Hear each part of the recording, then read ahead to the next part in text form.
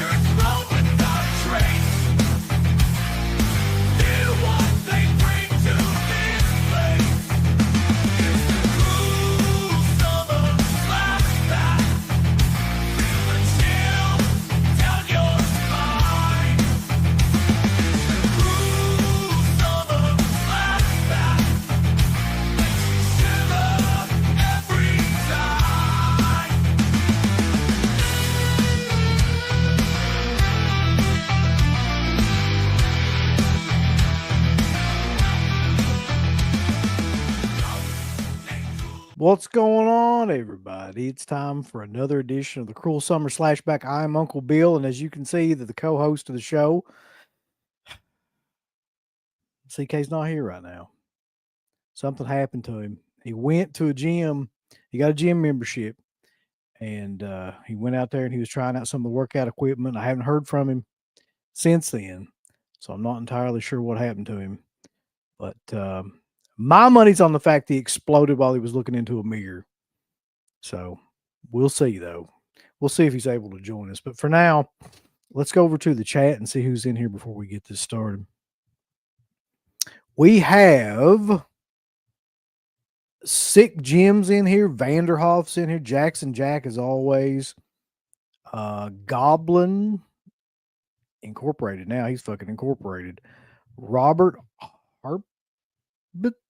Barbitzel, Mayor's in here. Yeah, the poll is currently being erected, so I wouldn't worry about anything like that. Matthew Hara, thank you, man, for the t-shirt, helping out with that. I really appreciate that too. Justin Smith, who's always just bringing in the positivity. Old Black Peter.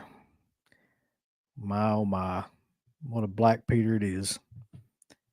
And Scratch is in here. A Matter of Pat. Thank you, man, for the belated birthday wishes.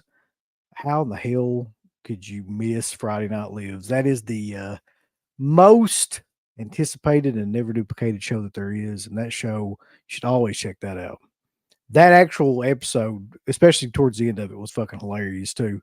There's a lot of stuff in that episode that I'm sure will make its way to clips coming soon. Whoa! Oh, the poll was live. Oh, jump on the poll. The poll has been erected. Yeah, the painting bed caught on fire. What's up, Bulls? Rye the Horde Guy, Adrian James, Dante the Deer Hunter, Gory Tiger's in here. Everybody's in here. Yeah, welcome everybody, and don't forget that we also have, like, I think this is technically, we're on Slasher after tonight.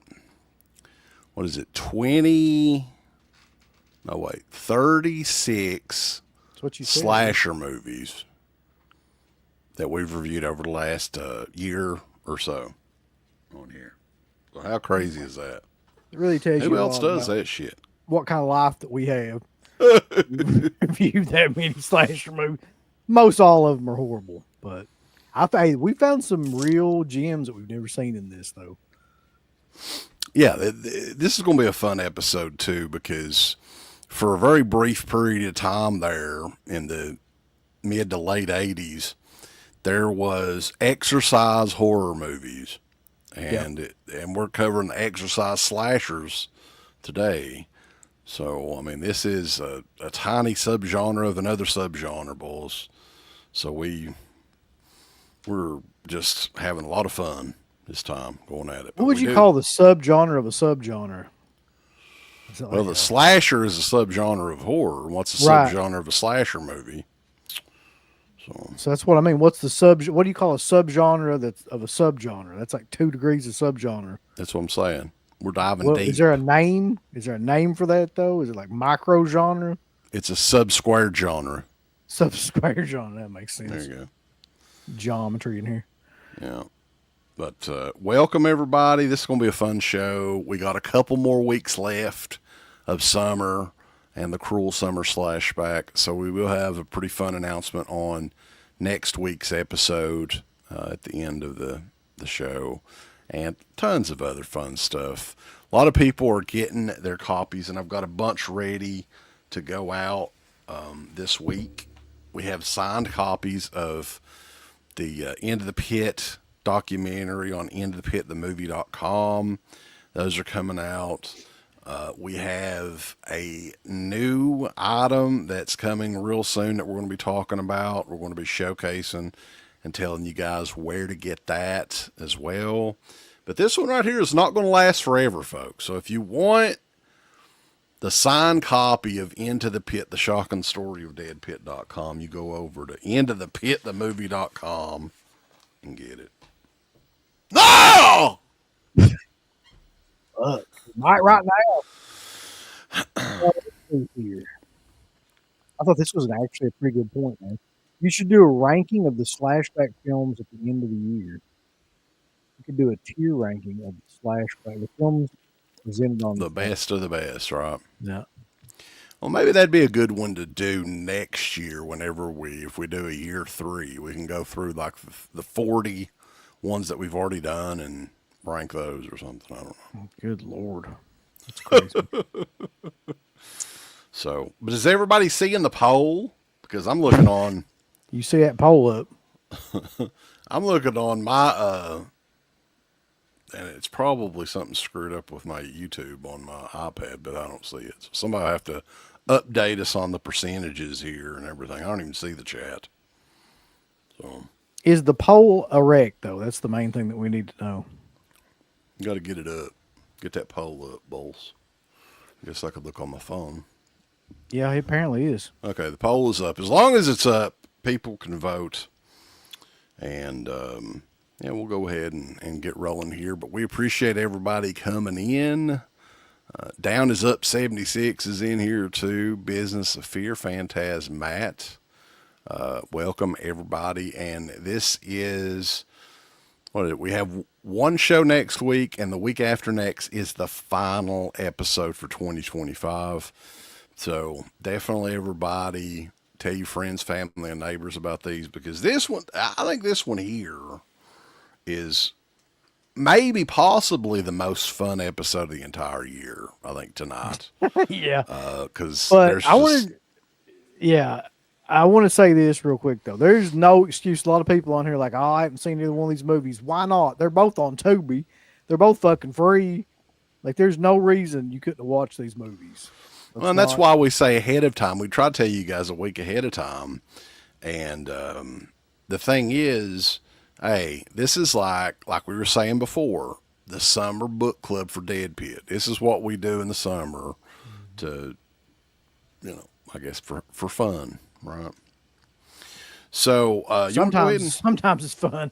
Sometimes not so much. I think it's even fun when it's bad. But okay. So continue. Let's get this party started here. And I guess the first one, if we're doing them chronologically, now this is a little tricky, but I want to go with the date that these movies were released. 1980. Okay, you go ahead. Yeah, so 1987, Aerobicide, a.k.a. Killer Workout. Which name do you prefer? I actually like Killer Workout better. I don't know why, but Aerobicide just doesn't do anything for me. I think I might like Aerobicide better.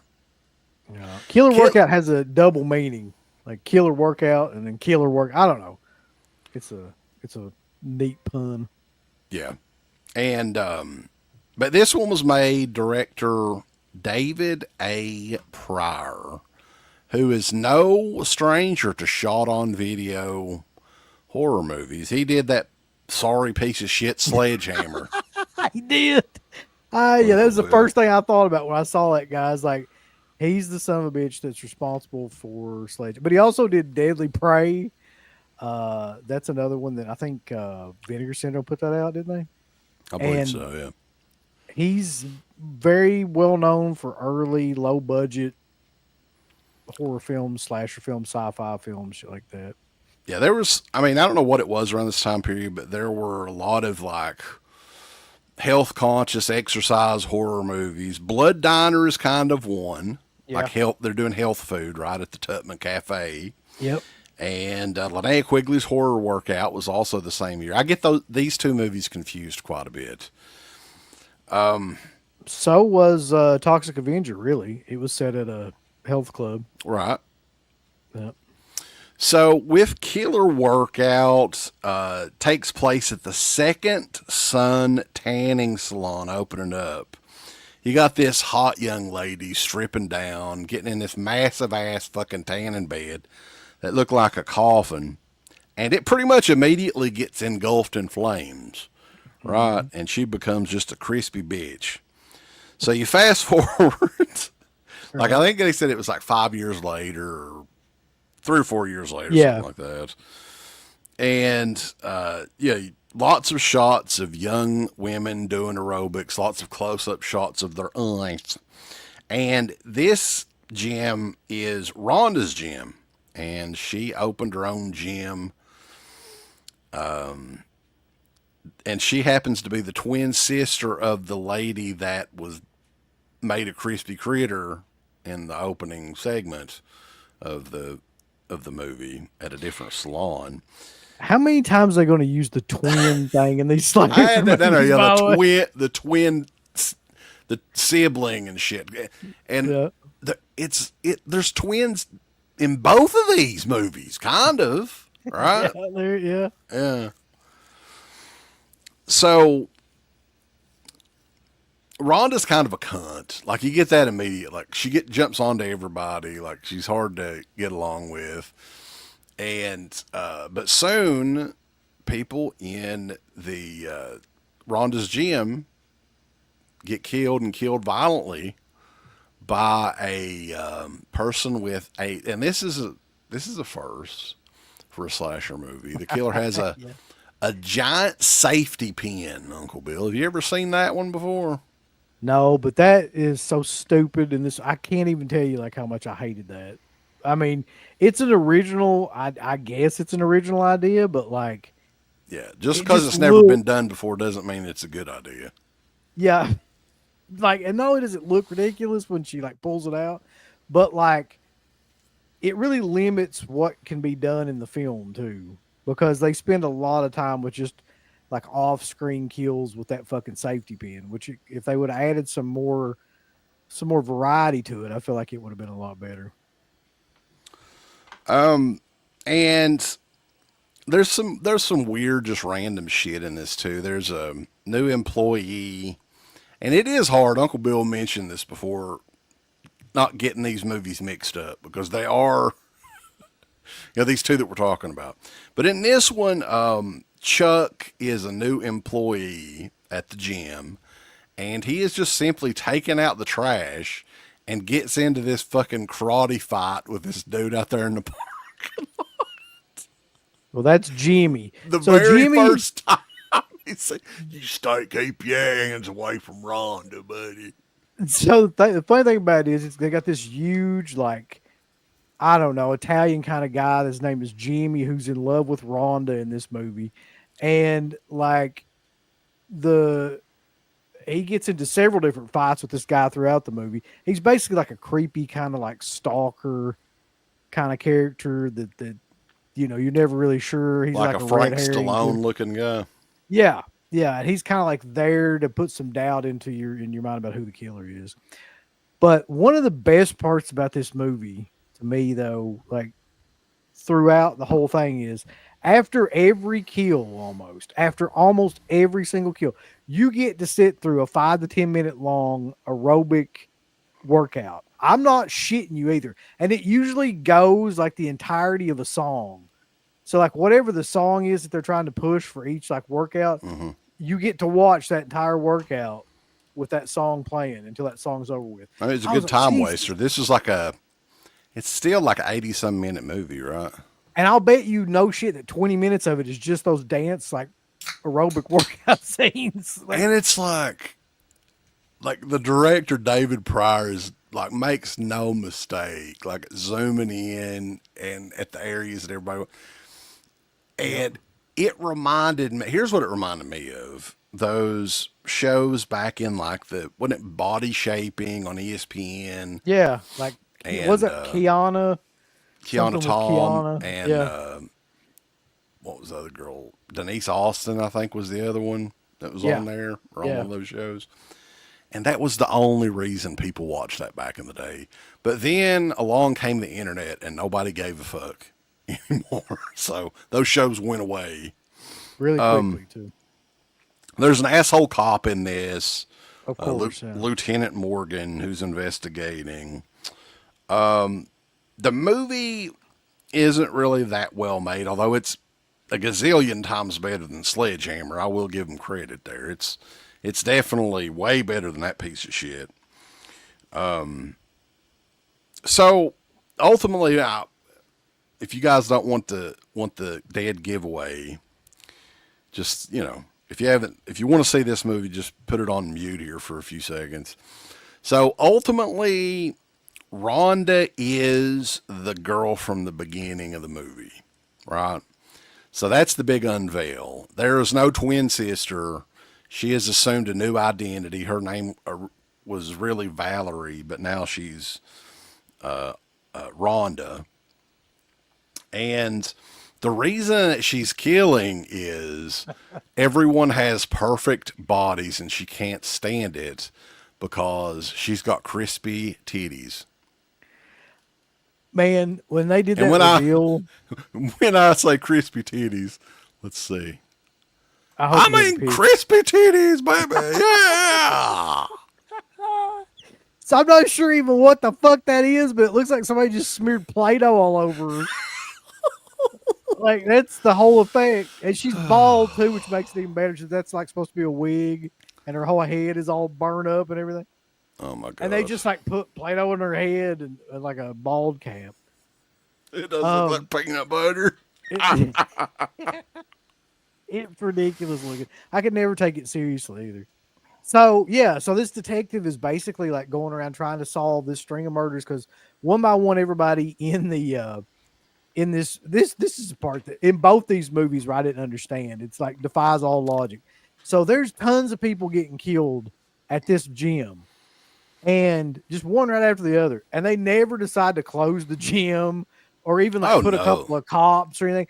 So this whole movie is this one detective running around like right after somebody gets killed, almost like catching the guy or the person killing him. And so there's like one scene where he kills somebody, then jumps out the window, and the detective like runs in the room right after that. There's another one where they kill somebody in like the gym, and like he comes into the room like 2 minutes afterwards. He's like the worst cop ever, number one. But secondly, though, he's like always about 5 to 10 minutes behind, and he never thinks maybe shutting down this gym would be a good way to stop all these murders because everybody that goes in there gets murdered. Like, and by the way, why are they going in there if they know there's been like a bunch of murders? Let me ask you this too. In the beginning of the movie, like I was almost thinking that, and they never did really explain this, that this gym was possessed as well because the damn tanning booth catches on. They never did explain that. Was that just an accident? What was the deal? And have you ever seen a tanning booth that looked like that? No, but it did like when I saw that, I immediately thought of Final Destination. I was like, that has to be where they got that idea for that tanning bed death in Final Destination. It's the same thing, just more like souped up. But she survived, right? And then she she did. Isn't it the lieutenant that she shows them off to? She's like, "Hey, Lieutenant, look here." Well, he finds out. This is another part where I'm like, "Oh, Jesus Christ!" He finds out that it's her, and he goes and confronts her about it. And I've got the dialogue here because it was so killer that I couldn't fucking help it. He cuts the god awfulest promo on her out of nowhere. So he like finds this out that it's really her, and he knows that like she's been burned or whatever. Right. And he goes up to her, and this is what he says. He says, "The reason you're doing this is because you can't stand looking at all these beautiful bodies, knowing that someone would get sick trying to bang you." It's like that's what he says to her. And then like she looks at him like she says something like "screw you," and he goes, "I'm just doing my job." Like what the fuck sense does that make? I'm gonna insult the hell out of you, but that's just my job as a cop. Ugh. So the question that I had throughout this, because Sledgehammer was a shot on video, I think it was the first shot on video horror movie, or that was one of the gimmicks that it had. And this looked like it was shot on video, but evidently this is shot on film, but the original elements are missing. So when they did the Blu-ray for this, they used like I think it was a Betamax tape from England. So that's why it looks like it's shot on video. But evidently, like, I don't know if the elements don't exist for this or what, but this is a film, oddly enough. Mm-hmm. And I was trying, it took me forever to find that information. But yes, like, I think Slasher Video. Do you remember them from back in the day? Oh. They ended up doing, they were the ones that did the Killer Nurse movies. Do you remember those on DVD? And mm-mm. What else did they do, Chad? Help me out here. Like Nightmare Sisters, maybe, or something like that. Anyway, they had signed a deal to do Blu-rays with all the films, and this was one of the Blu-rays that they did back in like 2016. So the story is this was the best available source material they had was a Betamax master tape. And I think the one on YouTube, or well, the one that's mainly out there everywhere, is from that Blu-ray. So, I mean, it looks kind of crappy still, but not. I think, wasn't it like Olive Films that put out that Blu-ray? Yeah, but Slasher Video is kind of like a co-release or whatever. Oh, okay. I just know that like I looked it up after this because I just wanted to see like, and it's out of print, of course, but it's going for like, it's $45 or something like that on eBay, but I guarantee that somebody will eventually re-release that movie somehow or another.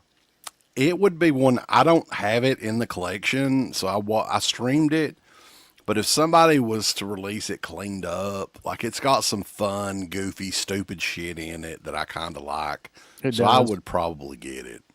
I mean, here's the problem with this. The biggest problem with the movie is not really the plot, because the plot of Death Spa is like 1,000 times worse and more complicated than this movie.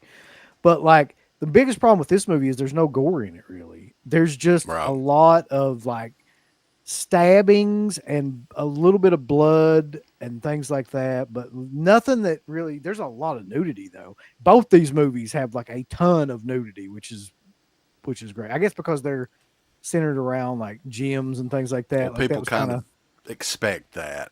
Right? Yeah. So, I mean, within the first 20 minutes of both these movies, you've got like full on frontal nudity just right off the bat. Yeah, I really enjoyed this movie, and I was kind of surprised it was as good as it was. But I honestly think if like somebody actually does a proper remaster on it, a lot of new people will probably discover it. I think the video quality on it is kind of like some people, I think it would turn them away. You know what I'm saying? Yeah, it's pretty awful. I mean, the quality on it's pretty awful. It's also pretty awful. I mean, like I said before, when we judge these films, to me anyway, like I'm not looking really particularly for a good film in the general sense of the word. I just want a slasher film that's entertaining and like has some cool elements to it or some funny elements to it. And this one does. I mean, at least to me anyway, the whole idea of like why she's doing it and the ending of the movie especially is hilarious. It's got some decent kills. They're not great. There's not, a lot of gore. It's got some horrible dialogue, which is funny. I mean, it's just it's a good time. It's a good movie to watch with a group of friends watching horror movies together. Like it's a lot of fun like that. And the big unveil at the end is laugh out loud funny. Like I rewound that part, and And I was like, well, I'm going to have to include it in the show somehow. So I think we can get away with it. Let's show it again. Look at my crispy titties. I'm fucked up. Look how crispy and tittyful they are. That's the best they could do, man. That was the budget they had. They were like, we just get some modeling clay and just spread that on there, and that we'll just go with it. Yeah. So, but yeah, Killer Workout, like I was saying, all the films has it. I mean, honestly, you can get I think they did a DVD too. You can get the DVD for pretty, like 15, 16 bucks. So, yeah, it's from a fucking tape. It's not going to look any better. So just get it on the fucking DVD if you want to have it. Or wait until the remaster version comes out. Maybe somebody will do it, TerraVision or somebody will do this movie. Like they'll re-release it. I know they will. It's just too hokey and campy for somebody not to pick it up eventually. And very 80s too. The 80s are back. People love that sort of shit. And when I was watching it, I couldn't help but think like it's really odd to watch a bunch of murders that are interspliced between like Debbie Gibson songs. That's what it sounds like. Like you see a really horrific murder, and then like a Tiffany and Debbie Gibson style song comes on, and they do an aerobic workout, and then like goes to the next murder. It's so odd, like the transition. Yeah. Yeah, the acting is bad in it. It's not the most well-made movie, but overall, when it comes to a movie it's called Killer Workout, right? It's from the 80s. It had everything aside from maybe the gore that you would want in a goofy 80s slasher movie from that time period. Another thing that's kind of interesting is, and this will lead into the next movie, towards the end of the movie, there were some teenagers that were spray painting outside of Rhonda's workout, right? Yeah. And one of them spray painted, oddly enough, Death Spa on the outside. Did you catch that? No, I didn't. Yeah. And I thought that was pretty interesting. And it's interesting because, and I guess we'll go into this movie, Death Spa. This one was shot before, like I think in 85, 86 or so, but was shelved for a few years. So this one was technically made before Killer Workout, but it didn't see the light of day until like a year after that one came out. So I thought that was kind of interesting. I didn't know if maybe the crew knew about that movie and was kind of like, because there was a lot of stuff like that came out around that same year, man. Like Linnea Quigley's Horror Workout was the same year. Blood Diner was the same year. And it's interesting that Death Spa did it. They filmed it all first, right? Before all that shit. But yeah, it didn't come out till later. Yep. I don't understand, like, because that is really one of the briefest kind of eras of like a particular really specific subgenre like this. So this only really happened for like what, 2 years or so? Mm-hmm. Like the fitness slasher movie. There was one called Slash Dance that I wish we would have watched too, that like came out. I've actually got it. I think it's the same year, right? Or maybe like a year or two later. It had later. to be around that same year. Yeah. And I think Vinegar's one of the partner labels of Vinegar Syndrome put it out. Yeah. I wish I would have watched that one too. We have a long history with this one too, because this was one that we initially watched pre-DEADPIT, like on videotape or something. I don't know how long. This is probably back in the 90s or something, where you had it on videotape somehow. I bet that tape's worth some money now. Probably. I've always liked this movie, and I could not ever really tell you why. It is like just the goofiest movie with the dumbest plot, but it's got some amazing gore. I think that's why I like it. Like just random. And evidently it was more amazing before it got cut, because it originally received like an X rating or something like that, and they had to cut some stuff out of it. So that would be a kick-ass if that still exists. Yeah. And also too, something else to note about this movie is that like if you get who put out the Blu-ray? I've got the Blu-ray, I just couldn't find it tonight. Let's see. I've got it here. It was MPI, the same people that brought us the Texas Chainsaw Massacre chainsaw set that everybody loves. So on the back of that, doesn't it say something like that this was a 2K transfer from the camera negative or something like that? Yeah, from the original uncensored camera negative. All right, we'll get into that more because there's a lot of scenes in this movie where there's no way that could be like a transfer from the original camera negative. But anyway, let's talk about Death Spa Let's to talk about it. some degree. So it's after hours at the Star Body Health Spa, which is amazing because it gets struck by lightning and then spells out Death Spa. And Laura is mysteriously locked inside of this sauna, which fills with gas and then ends up burning her eyes and almost kills her. So the guy that owns the place, Michael, he's the club owner, his wife committed suicide several years ago, or I think maybe like a year before that or something like that. How did she commit suicide too? Like that's pretty hardcore. Yeah, that actually is in They showed the it grand on scheme here. of this. Yeah. And so after that, the spa itself is apparently run by a whole elaborate computer system that controls everything. And it starts to either what you think is malfunction and create all of these like different wild scenarios that kill people. However, you end up finding out pretty quickly that it's not malfunctioning on its own. The computer system of the gym is actually possessed by the evil spirit of the now deceased wife of the owner. Or, yeah. But is it though, really? Because there's another subplot that involves a lawyer and who's trying to get Michael, the gym owner, in trouble by creating, these horrible events that will cause him to lose the gym. So what's really going on In at Death that Spa. spa? Yeah.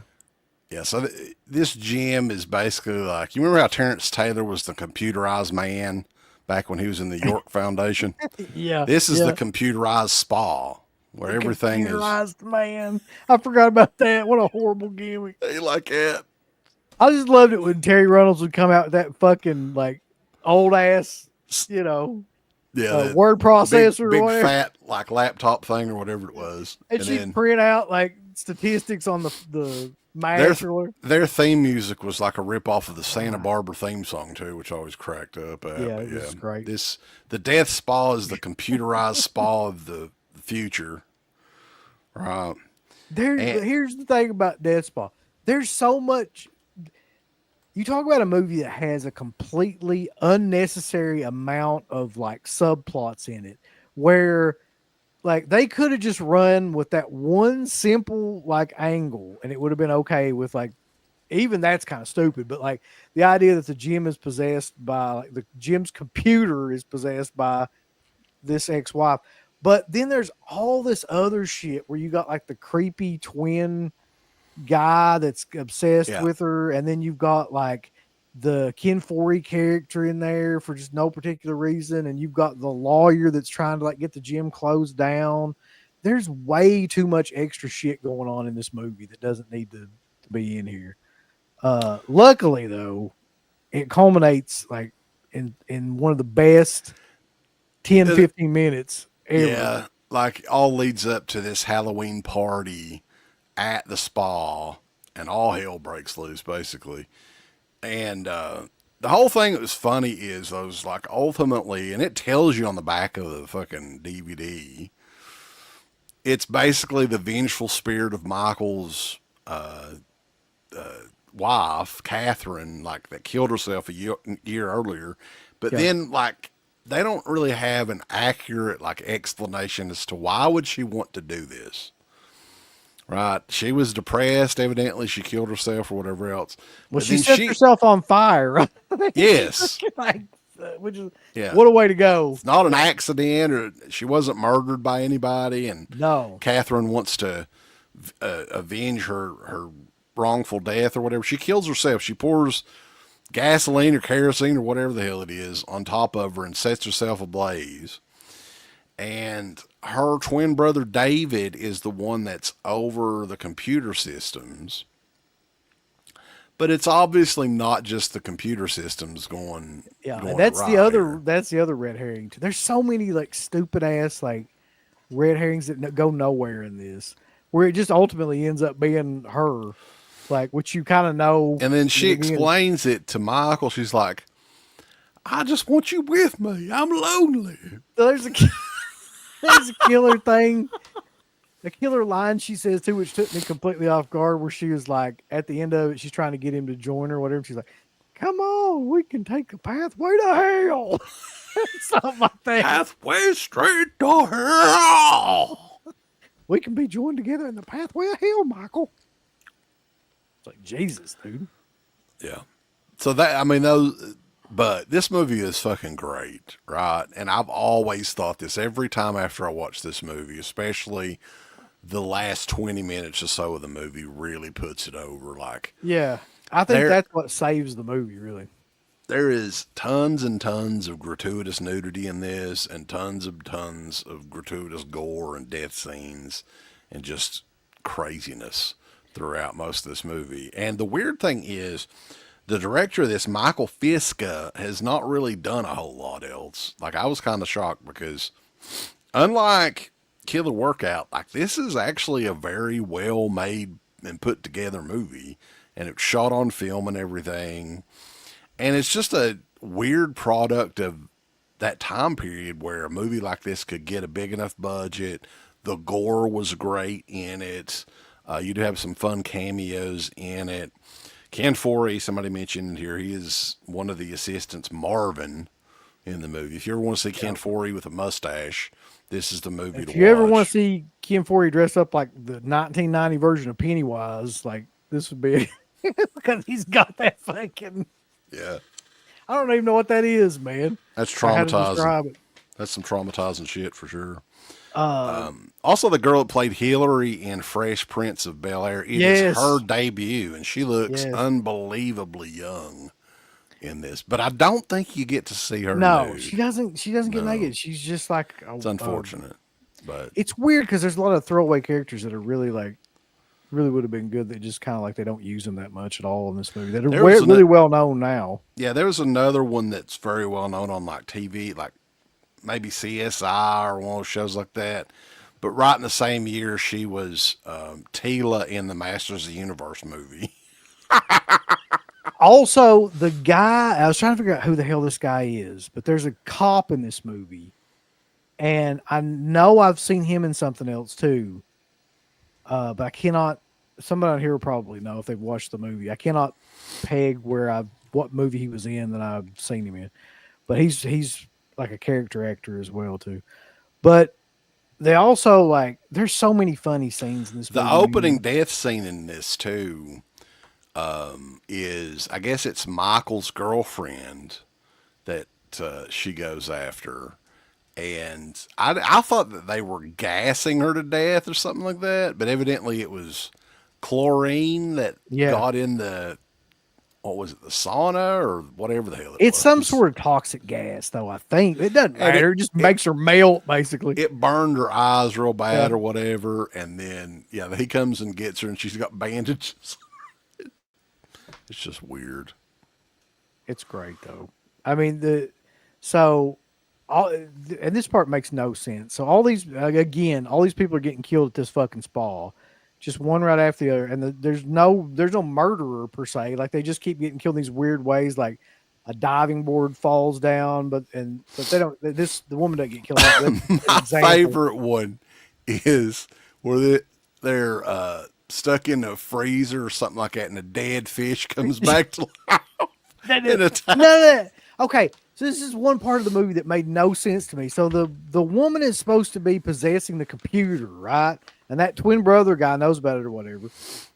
But most of the time, none of the stuff connected to how they're killing people is run by a computer.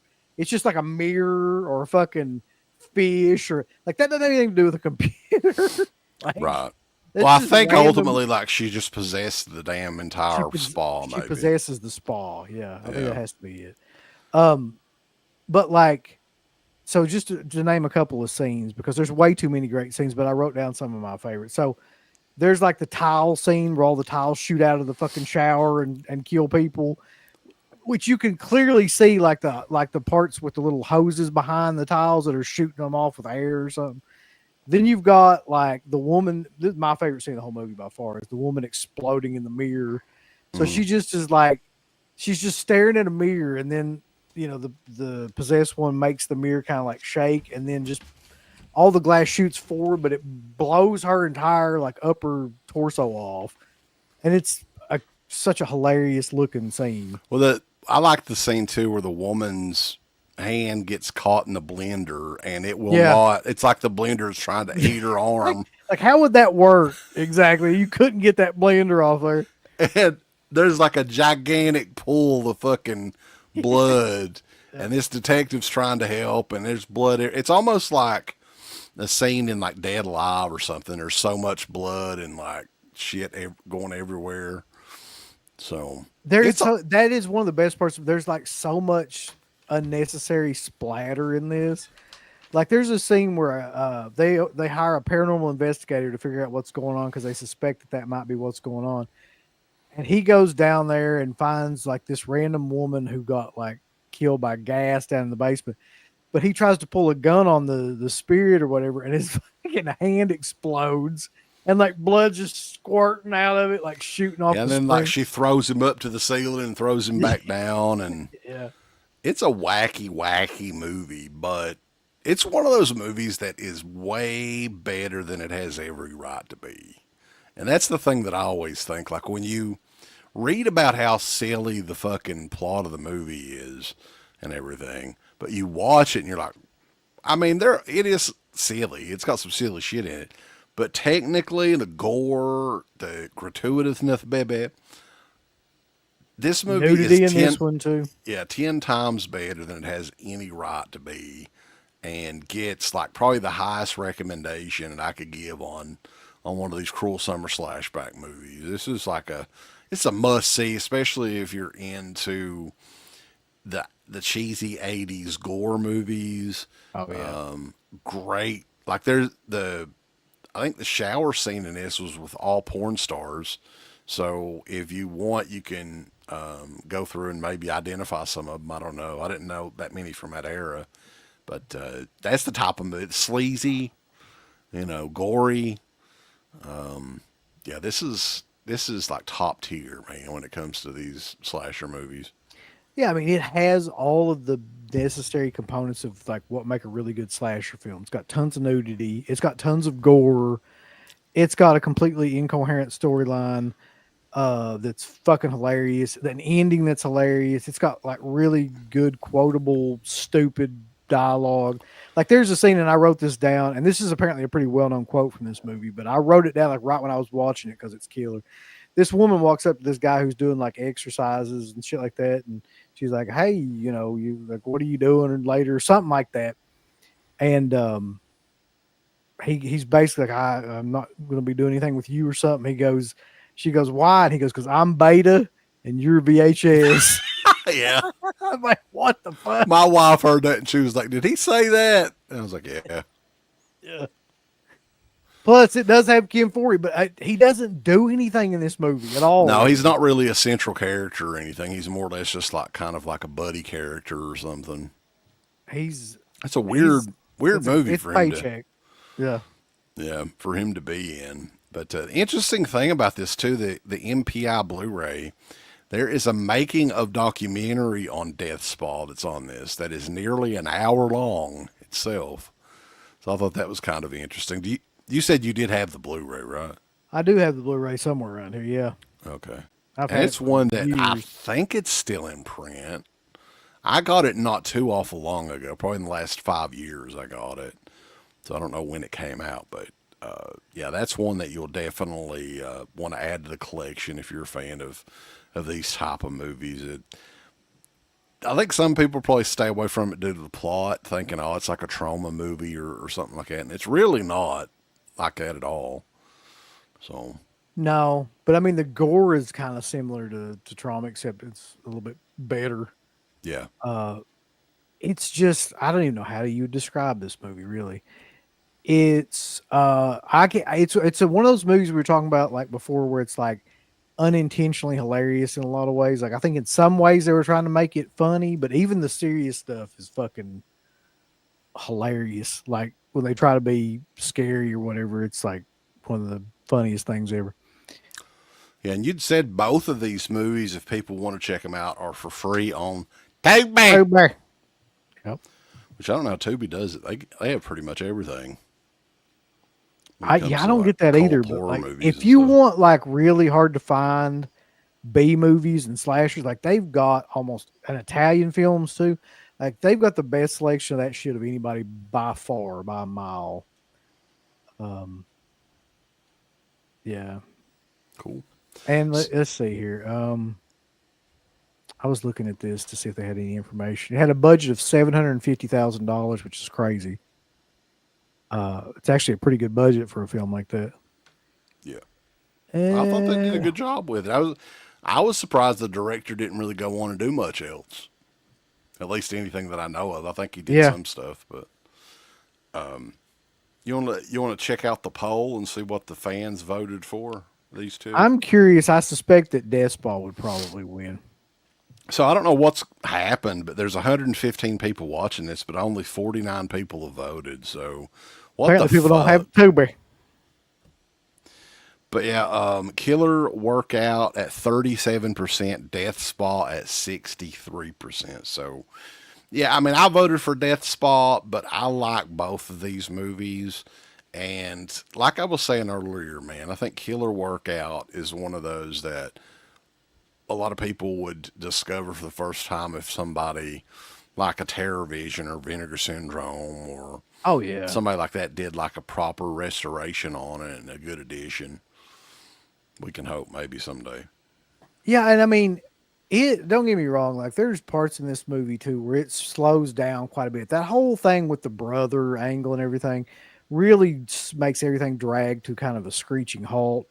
But then it has one of the best like 15-minute like long sequences when they have the Mardi Gras party at the end.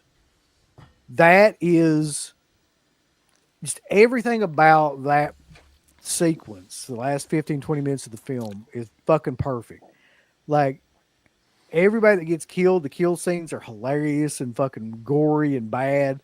And then when she's like, we finally show her and she's possessed and all this shit, and she's got all this horrible dialogue she's spitting out and like walking around like using telekinetic powers. That's all great. Like, just, I mean, the ending is just one of the best endings to a horrible movie ever. Yeah.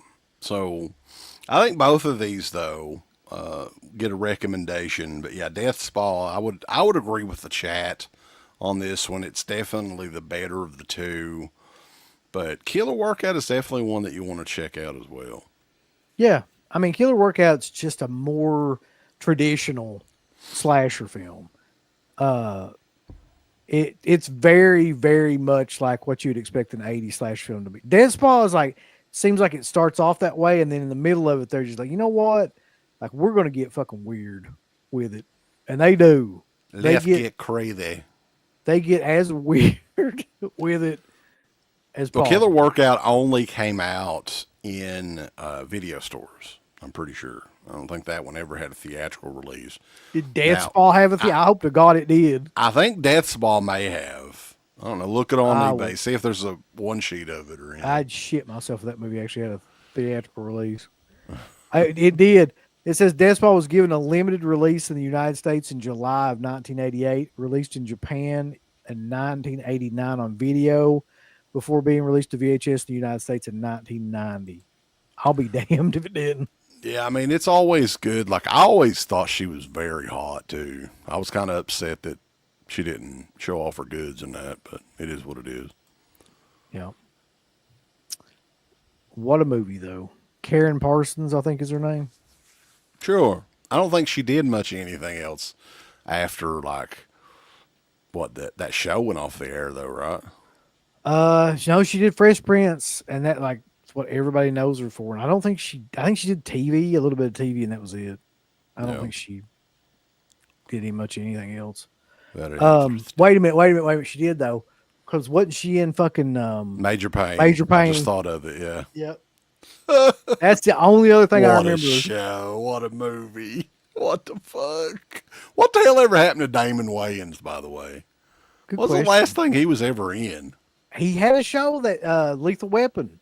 He was like the Riggs character, Murtaugh character in the Lethal Weapon TV show. Man, I didn't know there for was a Lethal Weapon it, TV it show. was on. It was only on for like 1 or 2 seasons, I think, because something happened with the other guy that was playing Riggs and it got canceled. I don't know.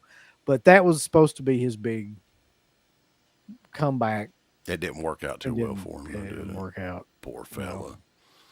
Maybe they can hope on that long-awaited Mo Money sequel. Oh, Everybody's been calling for Yeah. Mo Money. Fuck, what movie? He did some awful movies, didn't he? I mean, have to make Mo money, baby. But we're coming upon the end of the second year of the Cruel Summer Slashback series of shows. And for those of you that have not checked out all the old shows, there's a few ways you can do that. Right, Uncle Bill? We've got a grand total of 36 slasher movies that we have taken a look at over the span of the last year.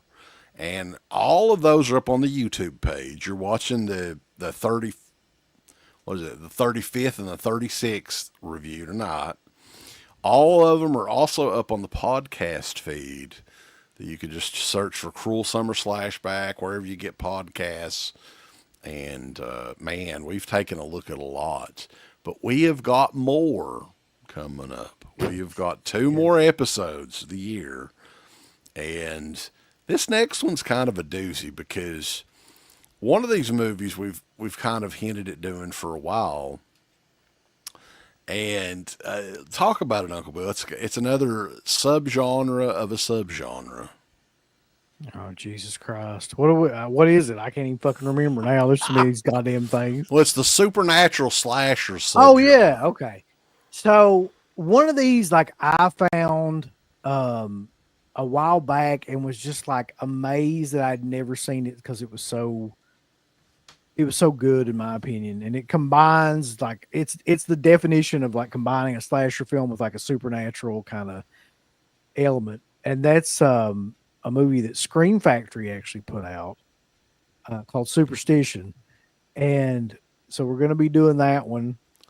And also Uli Lamel's masterpiece from 1980, The Most Terrifying Nightmare of Childhood is About to Return in The Boogeyman.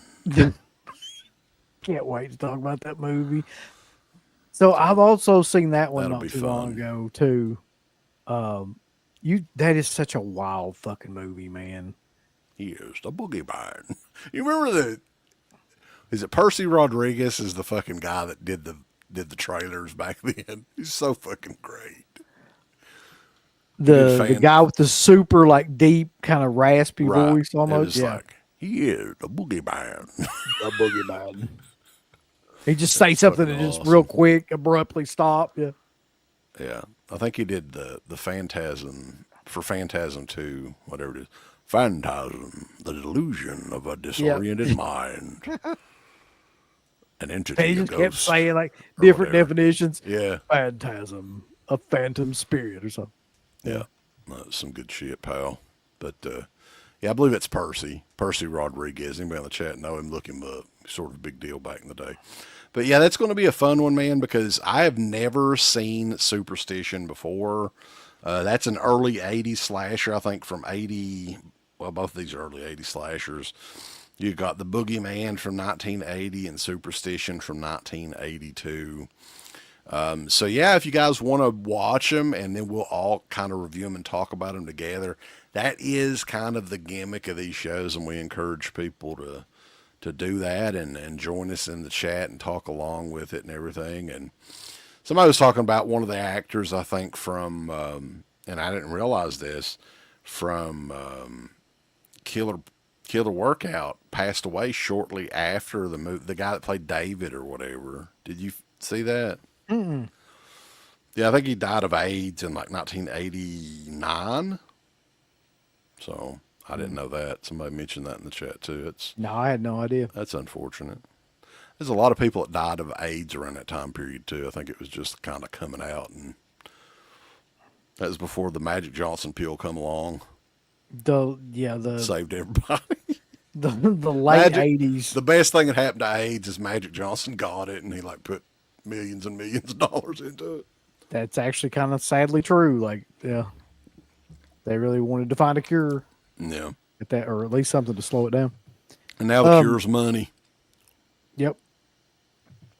But I watched The Boogeyman not long ago, and I actually watched Superstition around the same time. Magic Johnson come along and dunked on AIDS. Yeah, he slammed up dates. But like, never before have two movies been as different, I don't think, as The Boogeyman and like Superstition in terms of the way that they're filmed and the competency of the person filming them. So it'd be interesting to talk. I think the behind the scenes shit about Boogeyman is 10,000 times better than the actual film. So that'd be a good film to talk about. Well, Vinegar Syndrome, it's been a while since I've seen Boogeyman as well. So I think I had the DVD of that. I'm not sure who even did the DVD, but I've since got I think it's the 4K, right, from Vinegar Syndrome. Yeah. So I will get to check the updated version of that out and talk about it. So yeah, I'm excited, man. Early 80s slashers are still probably my favorite. So anytime you get the chance, especially Superstition, which I'd never seen. I can't envision a scenario where you don't like that movie. And really that was an Anchor Bay release too. So I will check out I don't like, Scream Factory, of course. So I'm going to check out the Anchor Bay DVD. Fuck you, Scream Factory. Damn. I don't want your Blu-rays. Stick them up your ass. He's going backwards just to fuck with Scream Factory. Yeah, the killer from Popcorn also passed away from AIDS. Yep. We need to do a subgenre next year of slasher movies that AIDS killed the killer of the slasher movie. Let's do that. That's a great idea. Oh God.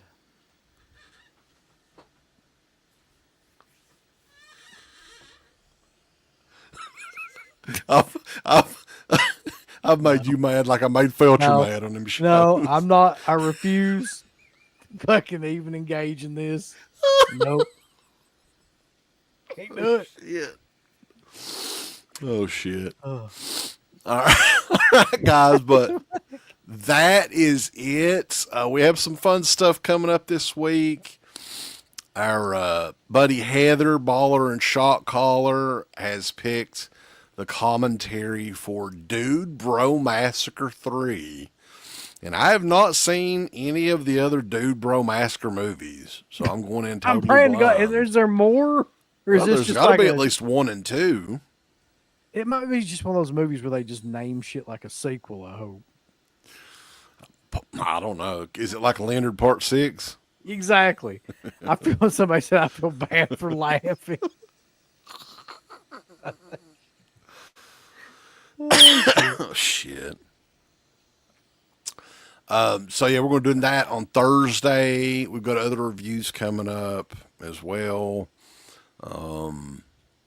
And the new podcast for the Anchor Bay Archives drops tomorrow on the podcast feed, on the Anchor Bay Archives podcast feed, Apple Podcasts, Spotify, and everything. And it's going to be on the Born to Be Rad channel, talking all about the history of Sleepaway Camp Survival Kit, the person that designed the box, the chaos that it caused, and all that stuff. So lots of good retro physical media stories on the podcast tomorrow. So I guess that's it. Anything else got coming up, Uncle Bill? No, I mean, other than just Friday Night Lives being every Friday, that's the main thing. All right, Bulls. We appreciate everybody tuning in. Don't forget to go and get your End of the Pit DVDs, endofthepitthemovie.com, and stay tuned to the original Horror Talk Radio show at DEADPIT.com. I want all these people to click everything they're supposed to click. You haven't been liking them, you haven't been subscribing to them, you haven't clicked the bell or notification or anything like that. Folks, why don't you click the like button? Do you hate us? Do you not want to see us succeed? Why don't you click the heart button? Is this something that you have against our particular show? Why don't you subscribe? You should click on one of them buttons right now if you want us to continue to bring greatness into your life.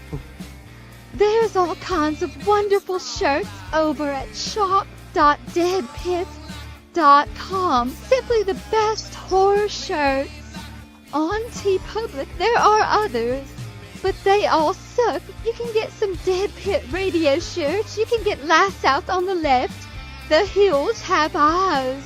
Texas Chainsaw. Oh, wait, you can't say Texas Chainsaw. All kinds of shirts, folks. You're gonna love them. Shop.deadpit.com. Special thanks goes out to our supporters on Patreon. You know what kind of stuff you can get on Patreon, Uncle Bill, starting at only $1 a month? What's that?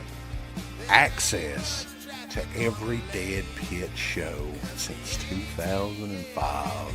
We got almost 200 fan commentaries that we've done over the decade. Here's what other fucking Patreons do. They're like, hey, give us money and then we'll let you see a video early that we're going to release like a fucking week from now, and then that's all we're going to give you. Meanwhile, we have a literal jukebox full of songs, thousands of reviews. I don't even know how many shows are up on there now that we've done over the years. Hundreds of thousands. You need to figure this out now and subscribe to us on Patreon and YouTube and Instagram. And help us to 1 million. The road to 1 million subscribers starts today.